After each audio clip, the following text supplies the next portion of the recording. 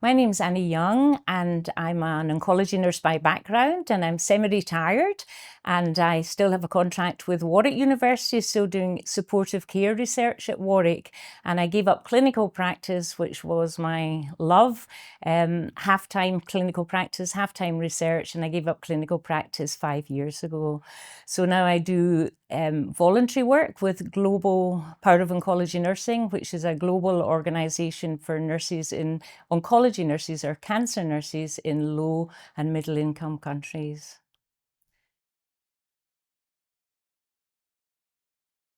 I'm linked to UKONS. I'm still in UKONS, of course, big links to UKONS for 20 years now. So I was the first chair. In the old days, we didn't have presidents. These were Dizzy Heights presidents. And I was invited to be the first chair of UKONS. And that was in 2005. We had our first conference. So that was great honor, great honor. So behind the development of setting up UKONS, it all stemmed from a cancer nursing leadership course. And there were 20 in our cohort, and we were handpicked. We had to apply to get in. At the end of the leadership course, and we went abroad to see the ONS, the Oncology Nursing Society leaders in Boston at Dana-Farber, and we came back and we thought we've got to do something with this leadership course. And so we decided we would act, and we felt there was probably a lack of leadership in cancer nursing at that point. So this was about 2003, 2004, and thus we formed UKON. So it was 4 people from the leadership course who actually started it. That was Maggie Crow, who was the second president, Claire Kelly, who's now in Australia and a cancer nurse leader still, and Chrissy Lane and I, we were all in this leadership course, and then others joined us like Helen Barlow and everybody. So I've got all the old newsletters here that tell us all the boards, and then it just grew from there, really. We couldn't have done that without a communications company. So in these days, it was called Succinct Communications, and some of the original folk in Succinct are still with us in UKONS now, but it's a different company. And they were instrumental in getting us started and getting the wheels going for UKONS in the kind of systems and processes and with funding. We're very, very lucky.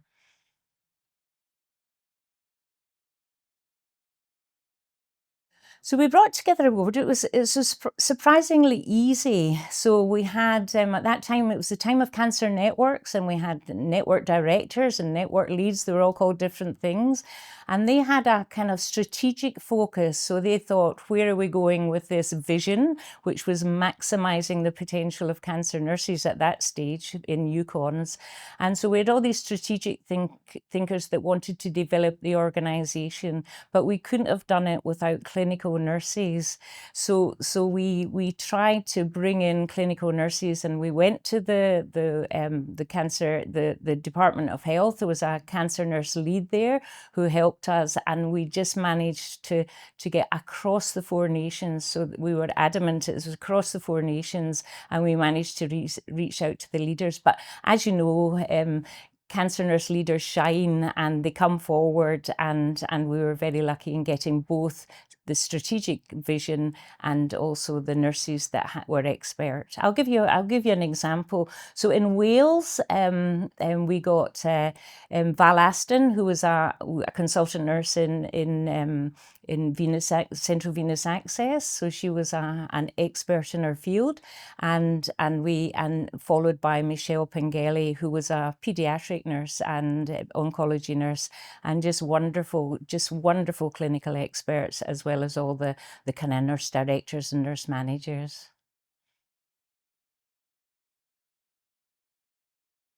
What worked well at the beginning, I would pick out one thing, would be the the forum, the fora that we set up. So the first forum was the chemotherapy forum for cancer nurses, and I know you're going to hear from Philippa Jones and Catherine Oakley, but that first forum, followed by Living with and Beyond Cancer, which was led by Natalie Doyle at that time, survivorship, and then we had genetics and everything. So growing the fora really helped the organisation, and Philippa and Catherine will tell you how the chemotherapy just blossomed into triage tools and systemic anti-cancer treatment, you know, all passports and all this. So that all started with the chemotherapy forum. We wrote, the leadership people, we went to Macmillan for research funding. So this is still the leadership group. And we managed to get one of the very best and first papers out on survivorship, but we didn't call it survivorship, we called it unmet needs of cancer patients post-treatment.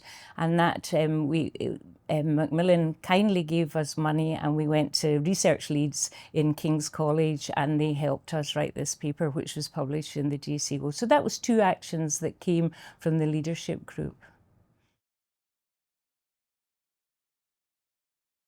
When I look back on it, I think we were fixated with the conference, and the 2005 conference, great, over 200 people. That was our first, and then the momentum just fizzled out a wee bit.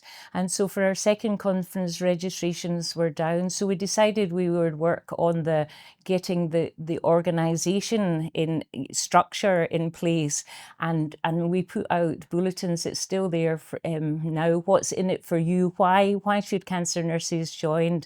And then once we got that in place, it just developed and grew. So that wasn't good. And the other thing was a very personal thing. I was reading the newsletters from 2007 there, and it said Chair's Report, and that was me. And I'm going, UKONS is going global, because I had been invited to this group. Because I was chair of UKONS, I was invited to a group about Africa. And I think maybe that was a wee bit early to go global. We should have stuck with the UK.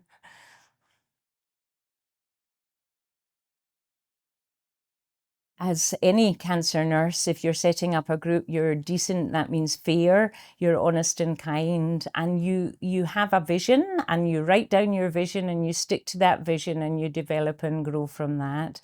You take advice from people, and most of all, you listen to your patients and try and turn that into excellence in cancer nursing by listening to the people that are affected by cancer.